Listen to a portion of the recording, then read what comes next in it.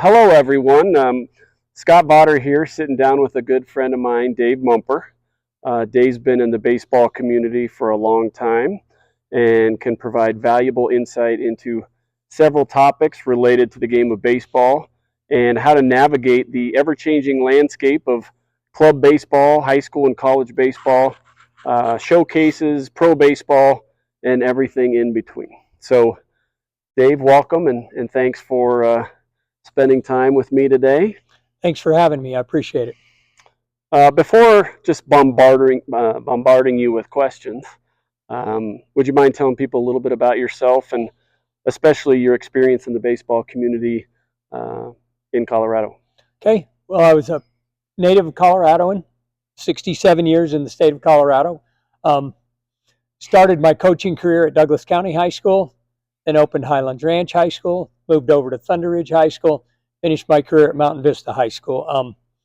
Then got into had been in professional scouting a little bit, have scouted for the Florida Marlins, Chicago White Sox, Minnesota Twins, and now currently with the Washington Nationals.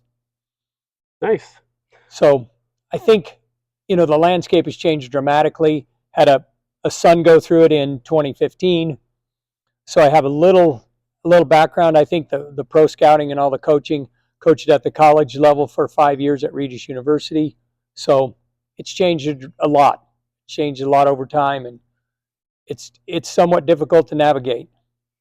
Well, one of the things that we just kind of started here at HitStreak, and a lot of people aren't familiar with it yet, on our website, we have something called the Inside Scoop, and you're the primary focal point of that. I personally believe there are a lot of parents and players trying to navigate their baseball story, whether that means I'm considering club baseball as a middle schooler or high school or whatever, and being able to have access to somebody like you that has been through so many different scenarios, not only with your own son, but through high school coaching and club coaching, that I think that one of the most valuable things a parent and a player can do is just talk to people who've been there and done that. And even though every single family and player has a customized situation, in this setting, we're probably going to just talk about some questions that might be applicable to a larger group, but at the same time, that Inside Scoop is designed to where somebody could set up a one-on-one session with you for an hour and just ask questions. I know that I don't have any sons that played ball. I got 3 daughters that played soccer, and I know that being able to speak to somebody that has had a lot more experience that can speak into my situation is extremely valuable. I think it saves people time, effort, and money as well. So that's kind of the goal of that Inside Scoop. And so what I did is I asked 3 different people just to give me a list of some questions that they felt were important.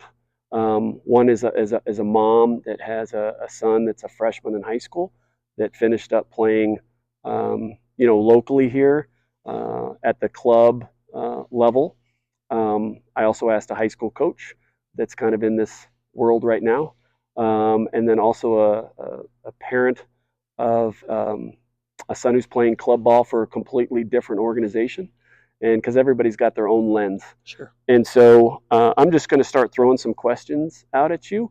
Some may be applicable to a high school kid, some to a college kid, but we'll just kind of tackle them as we go, and hopefully we can just kind of chat through this stuff. So, sounds good. I think as we start, the one thing I will say is I certainly don't have all the answers, and I certainly don't espouse to have all of the answers. Just be able to share some experience that I've had, that I've seen through both our players in our programs, as well as my own personal experiences. But it's very different. It's something that can be easy to navigate, but you have to do some legwork and you have to do some research, and it can be a positive experience for your whole family, really. Yeah. Well, they're not in any specific order, and I may jump around, and I know you have the sheet of questions too, so if there's a question that kind of stands out that you definitely want to address, make sure you talk about that. But let's see.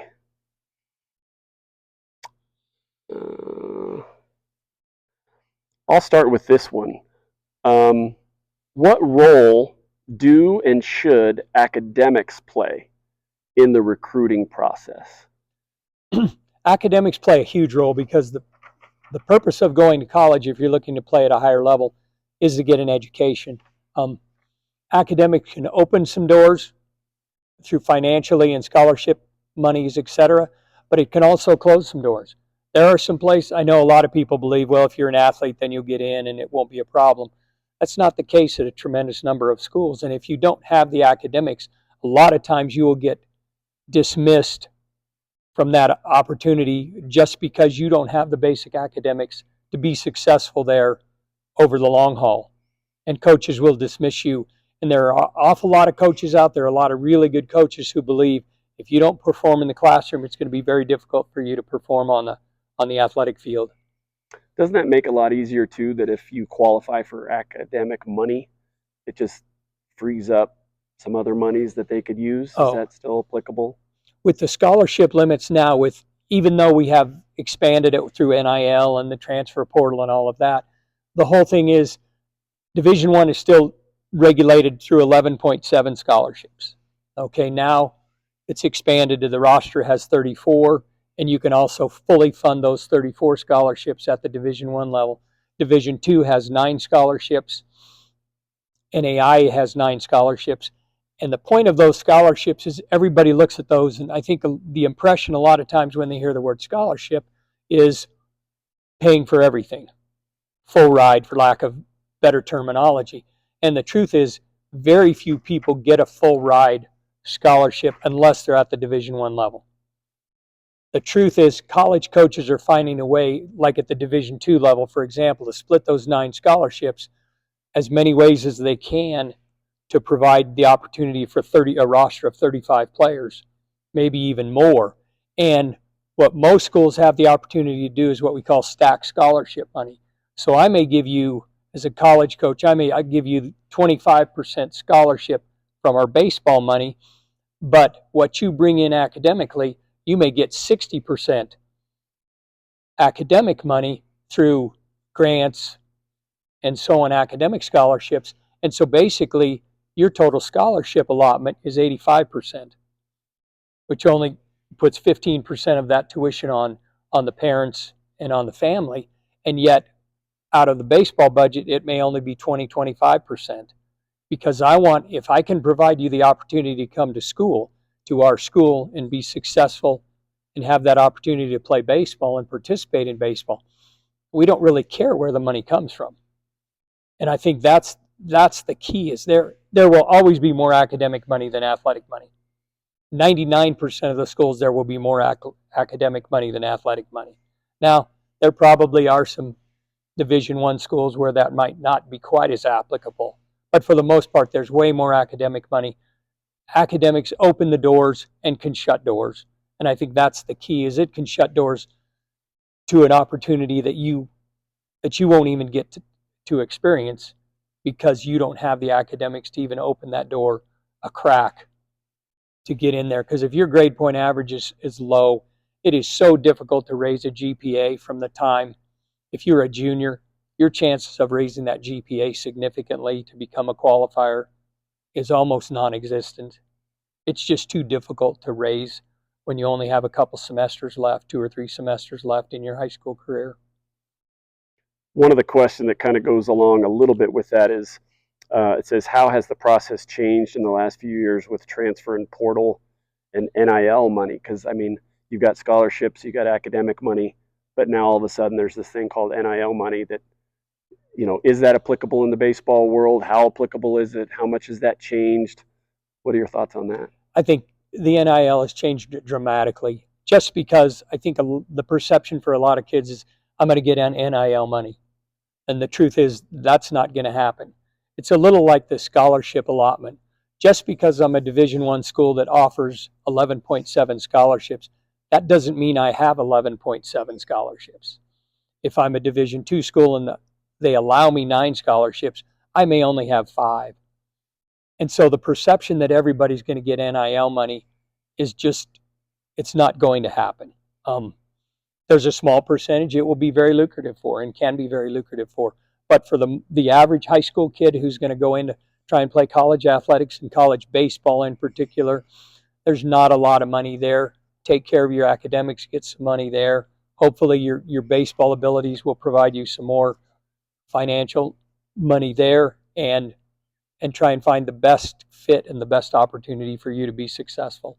I think the other thing with the transfer portal, it's made it so much easier for kids who don't like a situation, aren't playing as much as they think they should or can, that they're just going to bail out.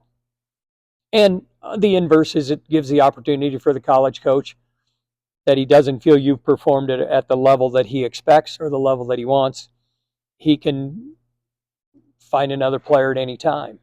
And I think it's made the whole landscape a little bit difficult to navigate at times. Kind of a question again that follows up, and you probably answered a lot of this already, but just from a simplicity point of view, it says, what is the scholarship dynamic in college, which you've touched on, but it says, do the majority of kids get full rides or partial scholarships? Because I do believe parents, when they have those signing days at the high schools and the clubs, and everybody kind of assumes like a player's getting money or they're getting full rides or whatever. But do you know, percentage wise, maybe not the exact percentage, but maybe just a general idea of what that might look like? I think first of all, unless it's at the Division I level, the top tier Division I level, the Power Fives, very few players are getting full rides, unless they're stacking scholarships and their academics are providing a good portion of that. Very few kids are getting that full opportunity to have that full scholarship. It just doesn't happen. It's too difficult for the schools to afford to do that. So along those lines, I think the same thing, that you really have to work and find the good opportunities for you. That's going to be a good fit for you academically. What are your areas of study? What are your fields of study? What do you want to study? You look at a school like the Colorado School of Mines, one of the best engineering schools in the country. If you're not looking to be an engineer, it's probably not the greatest environment for you. It's probably not the greatest place to pursue your education, even if you get the opportunity to play baseball there. You have to really pick and choose and see, what do they offer academically? What do they offer you that's going to provide you the opportunity to be successful both as a student and as an athlete? So I think the fallacy is that scholarship means full scholarship. No, it doesn't. You get to the Division III level and the NAIA level, there are no scholarships, and they're all need-based, or they're academic-based. They're awards based on your academics. And those can provide great opportunities. They're tremendous educational opportunities, as well as athletic opportunities for the Division III, as well as the NAIA level. But they're a little more difficult to find. The schools are a little smaller. We don't have Division III schools for the most part in Colorado. We don't have NAIA schools in Colorado. So it provides something that you really have to search out a little bit more. And you have to be the person who's being a little more aggressive, because the true fact is that an NAIA school from Iowa may not have the opportunity to see you play.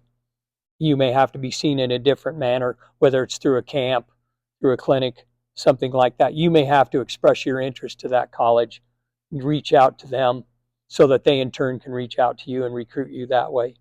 So you almost start the recruiting process backwards. You started as an athlete, you and your family, without the coach initiating that. Regarding level of play, one of the questions is, what are the main benefits of attending junior college versus four-year school? You hear a lot of the baseball community, a JUCO tends to be a route that a lot of people consider. So what would you say the benefits of, when somebody's comparing the two, why would a player choose to take the JUCO route versus trying to find a four-year school? I think part of it for the junior colleges is there's more opportunity. There can be more opportunity. They aren't governed by a lot of they aren't governed by the NCAA bylaws, the NCAA rules for things like practice time. The truth is, at a Division I school, if they're with practice limits and so on, the walk-on process is very difficult, because they don't have a lot of time and energy to recruit a lot of walk-ons, put you out there. They've got to get their team ready to play in the 1st of March or the middle of February, and so on. And so I think there's a tremendous number of opportunities. And I'll just glance at my notes real quick because I took some down yesterday. There are 401 junior colleges that offer baseball. There's 295 Division I schools, 258 Division II, 385 Division III, and 184 NAIA. Just by the mere fact that there's 401 schools that offer baseball, give you an opportunity to get better. A lot of times junior colleges are really good for the kid who's a late developer, who just started to come on as a junior or a senior in high school and has really developed in the last year and a half. Gives them another couple years to improve themselves physically as well as athletically. Gives them a tremendous amount of opportunities to get better. They play a number of games in the fall. Gives them the opportunity to show how good they are, what their performance level is at. And the other thing that's true is for most junior colleges, they're quite a bit less expensive. They aren't always in the metropolitan locations, and that's really difficult for some of our kids. They don't like some of the rural areas where some of the junior colleges are. But at the same time, if you're looking for a good education and the opportunity to get better at baseball, junior college is a tremendous opportunity. And even for the really top tier kids, there are a lot of top tier kids who want to just get better at baseball immediately or as soon as they can. And they will take the junior college route in hopes to improve draft status, get the opportunity to get into professional baseball a little bit sooner rather than having to go 3 years at a 4-year school. I would assume too that, you know, the ability for a player to go to a JUCO, you're competing with kids your age, and so the odds of you getting on the field are higher. And then these 4-year schools, especially with these 5th years and these, you know, for 18-year-old to compete against a 24-year-old, that's a tough deal, right? And what I hear a lot of is coaches now that, you know, the importance of using the portal and the JUCO transfers versus directly at a high school, just strictly because of size and maturity. And the truth is, you really have to ask yourself, and you have to be honest with yourself as a player. As an 18-year-old kid, 19-year-old kid coming out of high school, are you ready to compete with someone who may be 24 or 25 years old? Just by the mere physicality of the nature of that maturity level and the growth, are you really ready to compete head-to-head with a kid who's 6 years older than you are? That's a difficult task. Yeah. And the junior colleges have great coaches. I think a lot of times we dismiss junior colleges, oh, it's not as good an experience, it's not this and that. I would really argue that because I think there's a tremendous number of kids who have as good or even a better experience at junior college than they would at a bigger school. Some kids excel in that smaller environment, whether it's academically or athletically. They just excel in a smaller arena and allows them a better chance to be successful, develop some great relationships. And I have nothing but good. There are very few people who say anything negative about junior college athletics in terms of their opportunities, other than the locations. Does anybody walk on anymore? What is that like? Does that make sense? Is it do you walk on at JUCOs in 4 years? Does every school offer that? What is your? It's really difficult to walk on at a Division I, for example, just because of the time element and the NCAA guidelines and restrictions. Most Division I schools will have some type of walk on, and unless you are head and shoulders above other players, your chances of getting recruited as a Division I walk-on are probably not great. At smaller schools, it's much greater because I may just not have seen you play and not have had the opportunity to see you, and all of a sudden I can see you on the field and see you how you look in person, and all of a sudden you're someone who really can have a positive impact on our program. The other thing is there are so many different levels of walk-ons. There's preferred walk-ons and so on, where I know you're coming, I know you're going to walk on, we'll see what happens. And there are other times when we say, you can walk on, I'll give you a roster spot, I'll guarantee you a roster spot. That doesn't mean you're going to travel, that doesn't mean you're going to do anything else. Then that first year, you'll have the opportunity to be part of our team. Some schools will offer that. It's just a difficult process.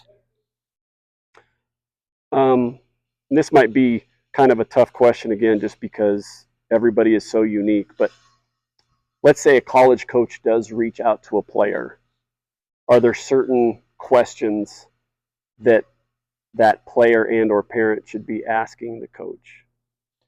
I think you've always got to ask the question about the academic situation first. What do they offer academically? What's your course of study? What do you think? And again, I know for high school kids it changes dramatically, but what do you want to do with your career post baseball? Everybody's not going to have a professional baseball career. What do you want to do post baseball? And what is that going to provide you academically the opportunity to do?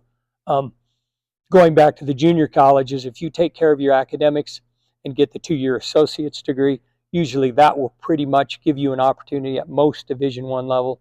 Obviously, you're not going to go from a junior college to the Ivy League or something like that. But for the most part, if you get that 2-year degree at a junior college, you'll have the opportunity to continue your education at a 4-year school. Going back to your question, Scott, about the questions you should ask, I think the questions are about what are you looking for in a player? What are you as the coach looking for in a player? Where do you see my role? Where do you see me fitting into this program? Do you see me being someone who the first day I step on campus, I'm going to be an integral part of that program? Am I someone who's going to have to really work hard to get on the field as a freshman and may have an opportunity as a sophomore? Those are the things that are really important to players, and to try and get a feel for what the culture of that program is. If you are a smaller player who excels in the speed and the short game, then you're going to have to look and approach a program. Is that something you want, or are you a program that's just going to hit as many home runs as you can and rely on offense? Or are you a pitching and defense guy? What kind of baseball culture do you create, or have you created in that situation in order to bring players in? Because obviously that coach is looking for a specific kind of player. If you are a small ball, speed, bunt, slash kind of kid, then there are certain schools that probably are going to have not a lot of interest in you. And in turn, you should probably not have a lot of interest in you. That's the old adage of putting a round peg in a square hole or a square peg in a round hole. You need to find a culture that kind of fits your needs. Even to the point of the coach and the coaching staff. Are you a player who, not that you enjoy it, but can be yelled at, can be really pushed and motivated? That way, are you a player who needs much more individual tutoring and individual evaluation in order to be better? What are the things that that program's going to do? And above all, the baseball question would be, how do they do in player development? How will you develop me as a player if I come to your school?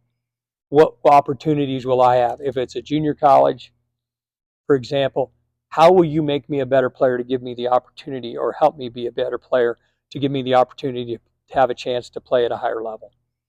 I like those questions because to me it seemed like you almost are forcing the coach to make it applicable to that player. Because one of the other questions that kind of goes along with this is, what does being on a coach's radar really mean? And how can you tell if the interest is genuine? And I think part of that, Scott, is really the whole point of you have to recruit that school as well as that school recruiting you.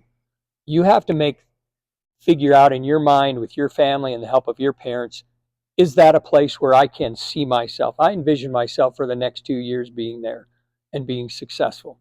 I think this coach can make me better. This school can provide me the opportunity to improve athletically and academically. And that's what I'm looking for. What will be a good fit for me?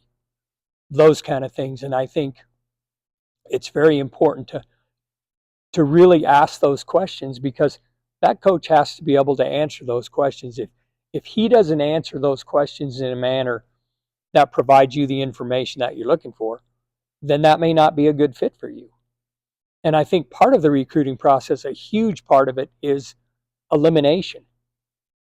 I think if you go somewhere and you go to look, for example, at a junior college, and it used to happen to us a lot in the fall, because our kids would get the opportunity to go compete against junior colleges in the fall, and they'd go to a place and they'd come back on Monday and walk into your office and say, wow, they're good, but that's a small town.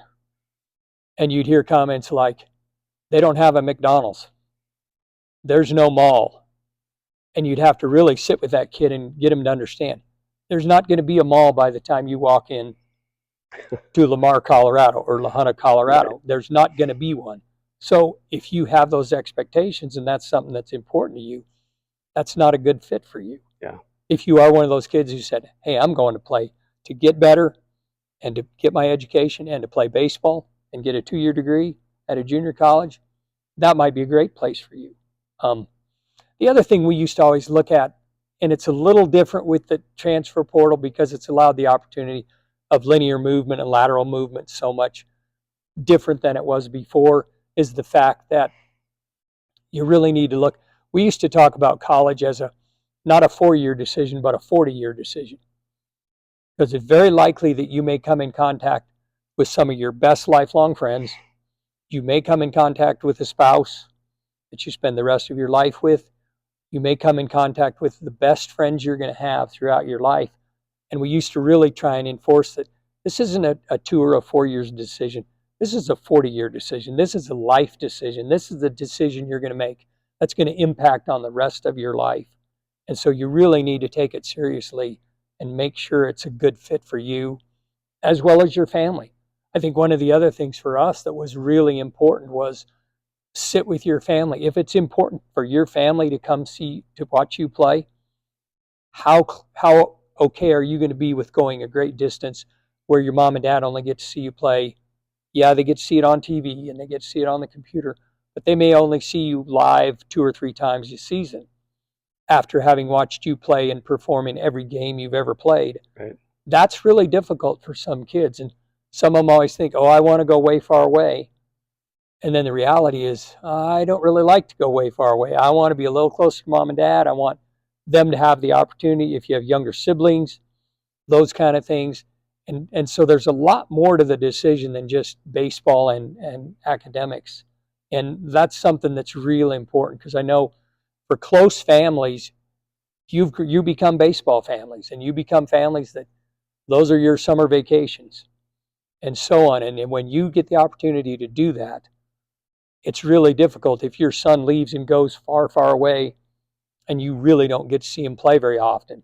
And that's really difficult, not just for the player who needs your support as the parents, but it's also really difficult for the parents who've invested 18 years in you, and now it's really difficult to let go. Kind of backing up a little bit because we've been focusing on the collegiate, kind of the high school aspects, and I think some of these questions are geared towards maybe some younger players. And we might have to read into a little bit of this question, but it says, what should a younger player focus on most as they develop through their teen years? I think the biggest thing, and the biggest thing that colleges are looking for overall, is how athletic you are. I think the game has become so much more athletic than it used to be. And you better be able to be a good athlete, and you better be able to show them you're a good athlete, because now you're looking at every player on the field as a good athlete. They bring a lot of athleticism to the table, and it's not just can you hit the ball and can you hit it a long way, those kind of things. As much athleticism as you can bring to the table, as well as much strength. I think that's really important, especially for a younger player to understand that you have to be more physical. You have to get bigger and stronger.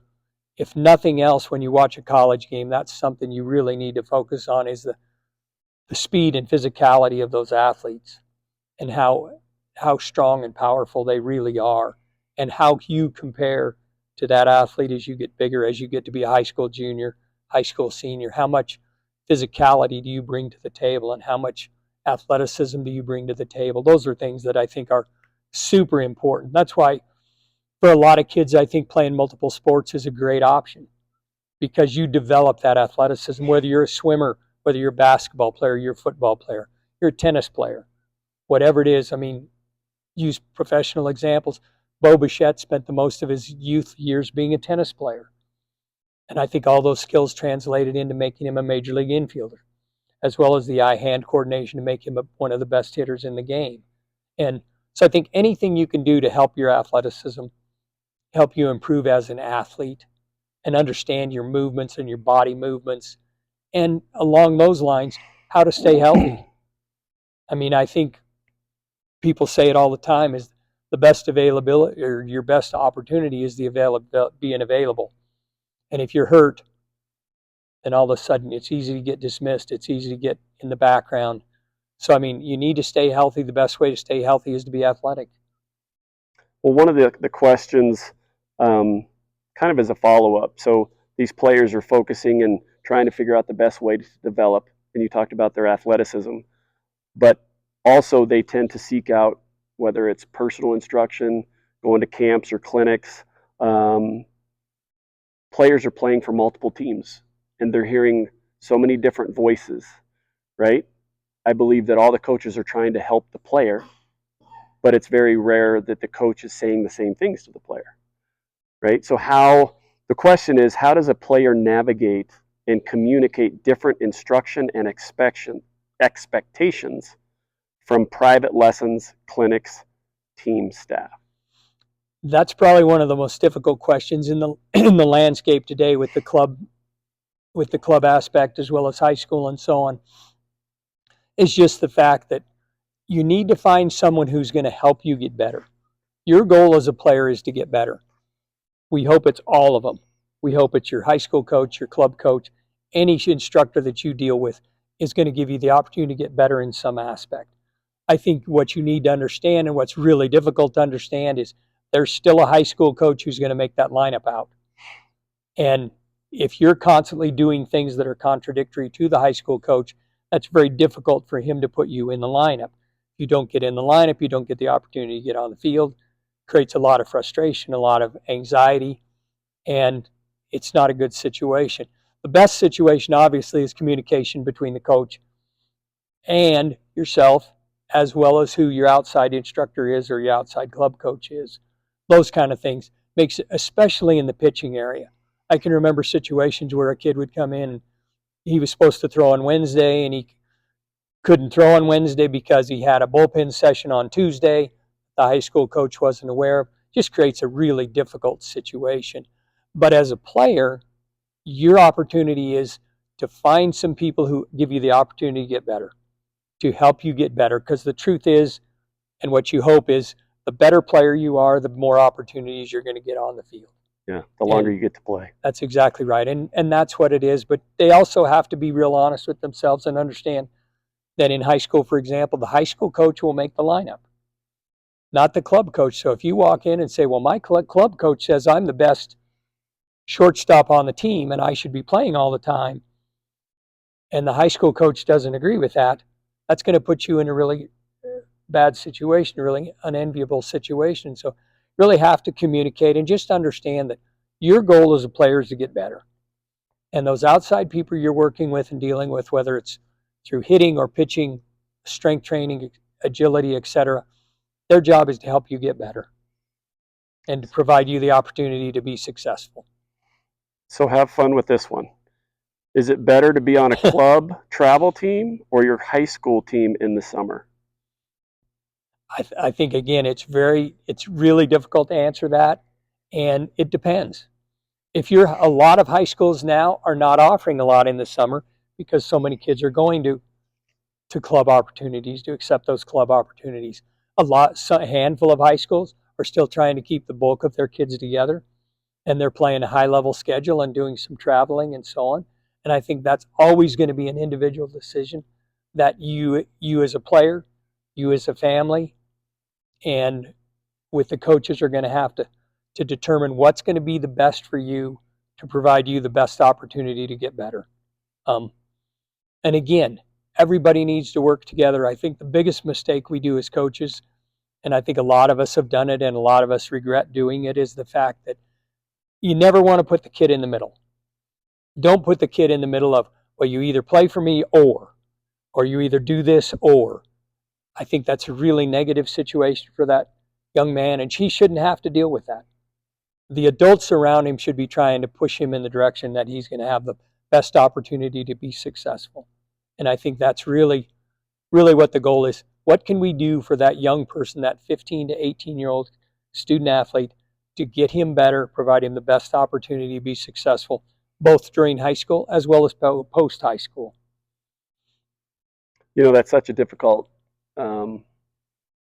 question, because every situation is customized, and the answer isn't the same for everybody. That the answer might be, yeah, absolutely, this person should play club, but then somebody who goes to the exact same high school that's on the exact same team, their best decision might be for high school. It's just Correct. All over. And I think the other aspect of that is, where are you going to get the opportunity? I mean, I think a lot of us grew up and worked through that situation where the student athlete said, well, I would rather be on the varsity and not play than to be on the JV and play all the time. And I think those are the kind of things we have to work through, is just being on the varsity and rarely getting on the field. It's not going to make you a better player. Right. But being on the JV maybe and playing all the time may improve your skill level to the point where you can be on the varsity and be a contributor and be a player. And I think those are very difficult situations, because a lot of people get in that. It's a little like, I would rather go to a Division I school and never play than go to a D2 school and play all the time. Yeah, and I think until players do it, it's good to be able to say, hey, I'm going to go to this level, but then if you don't play at that level, it's very rare that they're happy. Oh. If you're not on the field in any sport, it's tough to be happy at that school. And they all think they're going to be happy. Yes. They all think I can do that, and then it doesn't always work out that way. So this question, again, I don't know if it's more applicable to a high school or youth, so maybe we can talk about it on both sides, but it says, how important is it to travel to big name tournaments around the country, and or to try and be on a team that does attend those? And maybe, if you wouldn't mind, maybe say, okay, prior to high school, because youth sports, they're traveling all over the country, going to certain tournaments. Is that super duper important to be on teams that do that quite a bit, or go to specific tournaments? Or does it not matter too much at that age? And then same with the high school side. Is it? I think as a youth player, it's probably not as applicable, just because the recruiting window hasn't started. From that standpoint, if you're really looking to play somewhere else, there's not a lot of college coaches who are looking at 11 and 12-year-old games, unless their son is actually competing in that.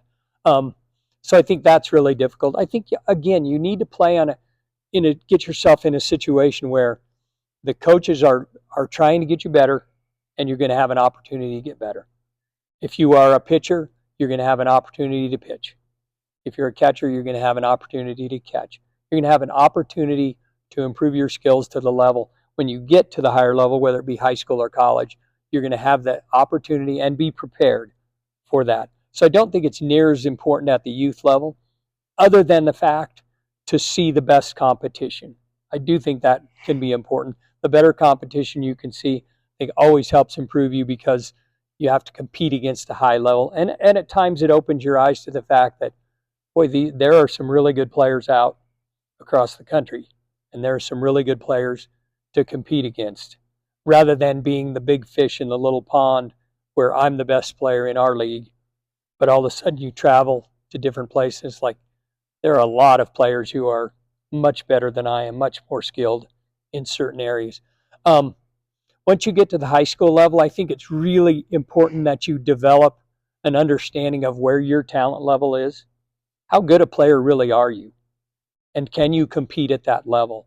It doesn't do you any good to go to a big perfect game tournament and go 0 for 18 over the weekend and just not perform at that level, because you're not ready to perform at that level. You need to really put some emphasis and some trust in, how good am I as a player? How really good am I now? And how good can I be? And really to look at that from the standpoint, is it going to be a good opportunity for me to go to these tournaments and to play on this high level team?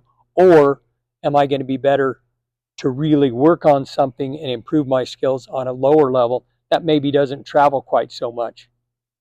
So I think, again, it's a very difficult situation. There are no right or wrong answers. And I think the other thing is it's incredibly expensive. One of the things we're doing in baseball that I do worry about is we're pricing a lot of kids out.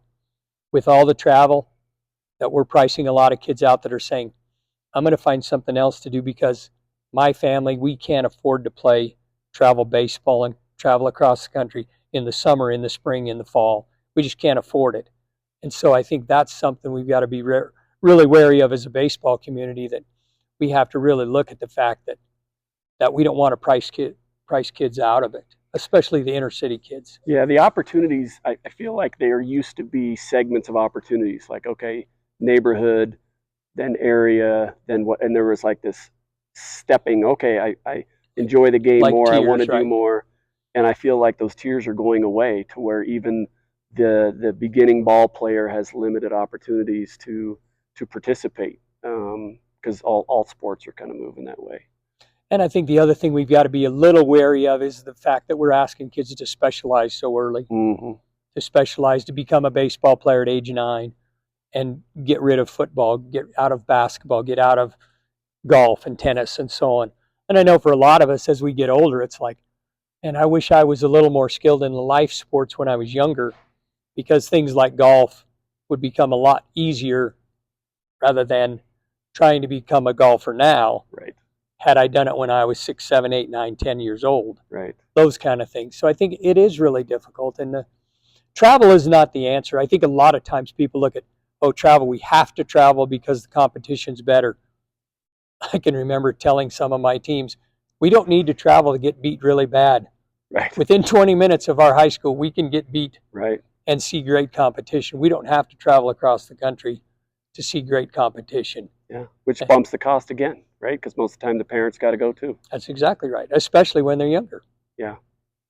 You know, one of the questions that nobody asked, and I was surprised, but kind of goes along with the tournament showcases, right? I mean, I think the showcase landscape has changed a lot. And if you're in the baseball community, you're going to be exposed to showcase opportunities, and there's probably lots of different levels and stuff like that. But I know a lot of the showcases now are providing rankings. That wasn't a thing when I was playing. So, do you have any thoughts on a player considering going to a showcase? Is there a general rule of thumb? Any advice or guidance on those? I think one of the biggest things I'd say is I'm not a big fan of the ranking of any players. I think there's so many variables. What are you comparing him to? I mean, are you comparing him to just middle infielders? Are you comparing him to just catchers when they're ranked as the third best player in a certain state? What are you basing that on? And I think that's the difficult part of that. So I'm not a big fan of that. But at the same time, I think showcases are a great opportunity because they do provide colleges who may not see you an opportunity to be able to see you in game situations, to see you show some athleticism, exhibit some athleticism, and so on, whether it's through a 60 or a certain number of movement exercises that they do, so on. At the same time, I think, again, it goes back to being honest with your assessment of your abilities, is the fact that some kids are really good showcase players because the things you measure at a showcase, whether it's arm speed, arm velocity, running speed, so on, those are things that some kids really excel at. We laugh in the baseball community at times that we've created a generation of showcase kids. They're really good at running 60-yard dashes. They're really good at throwing the ball from right field to third base. They're really good at throwing the ball from deep short across the infield, really good at hitting off a tee to create exit velocity. They're really good at taking BP, or what we used to call feel-good BP.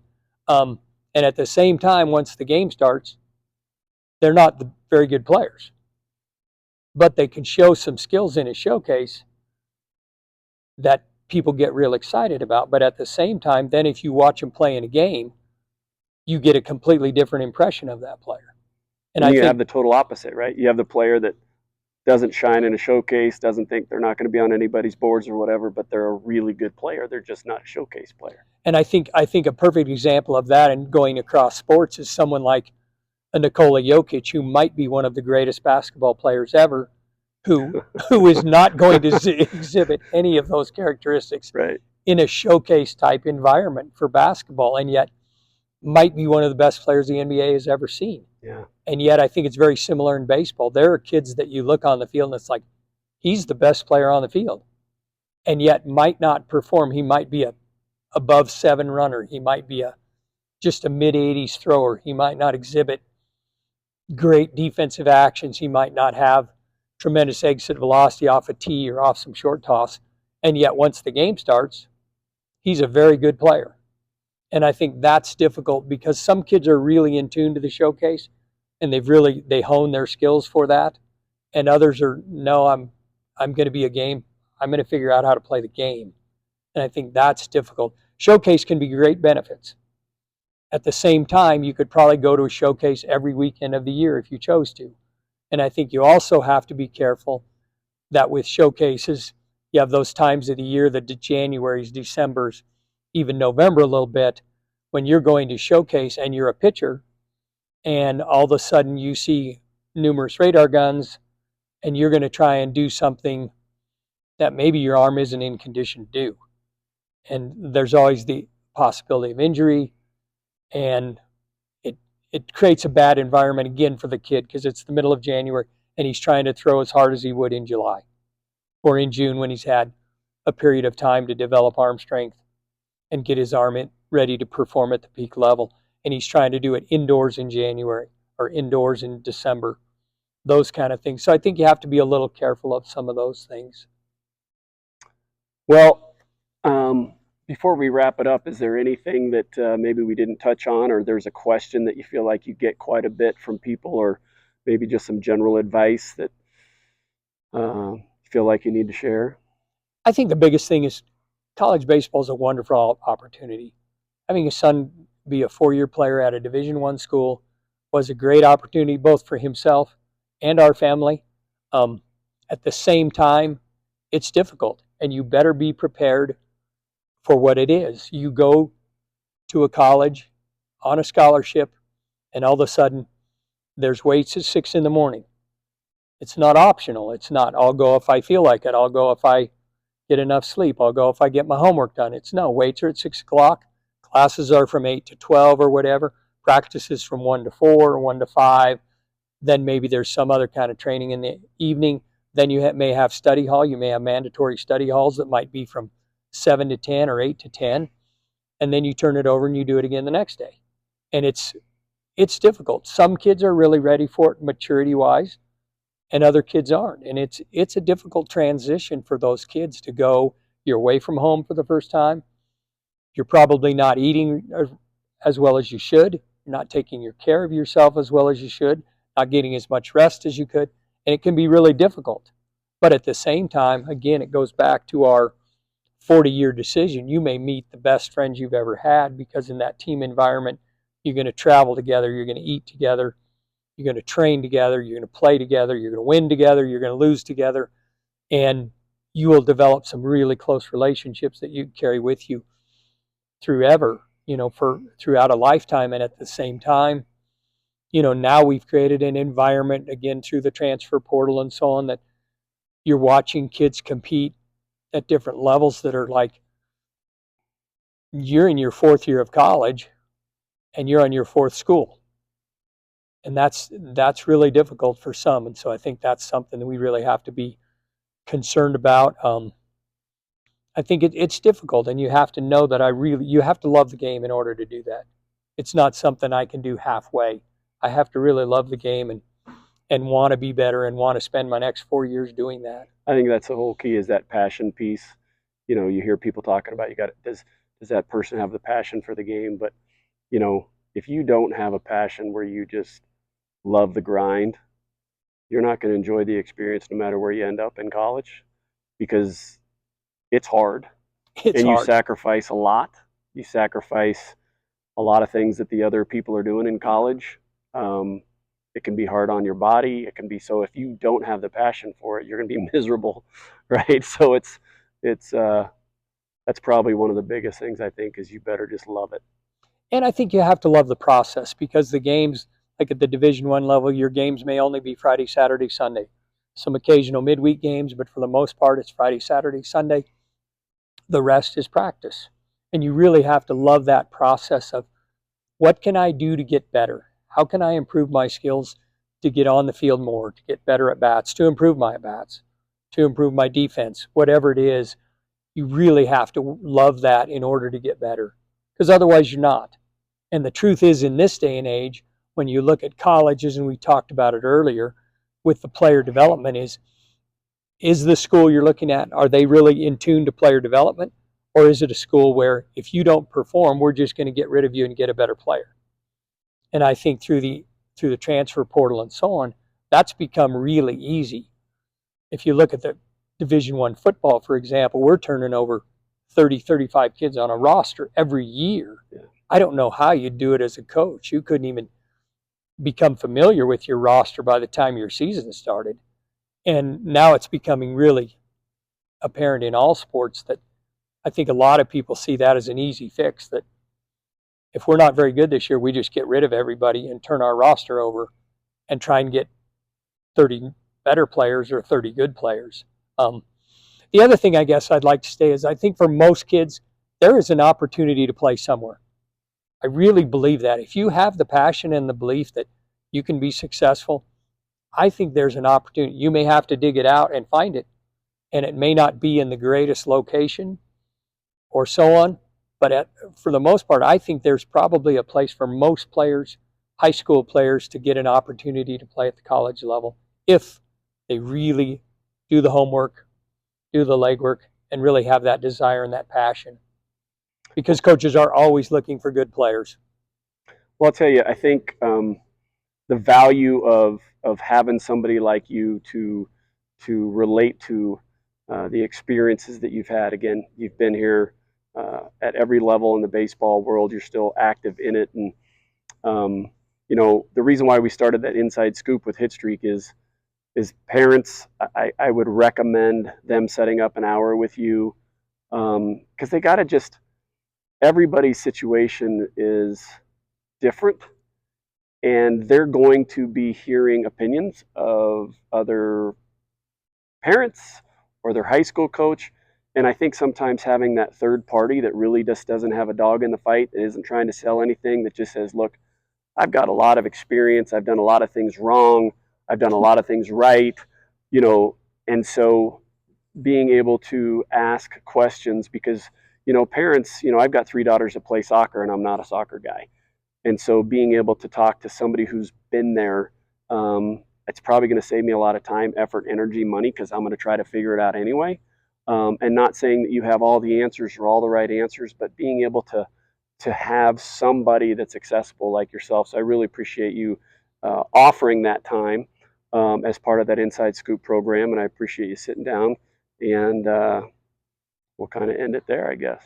Well, I appreciate you having me, Scott, and I just, wish you guys the best of luck, to all the parents and players and families. It can be the greatest experience in the world, and I really mean that. It can be a great experience for your entire family. Thank you. Good deal.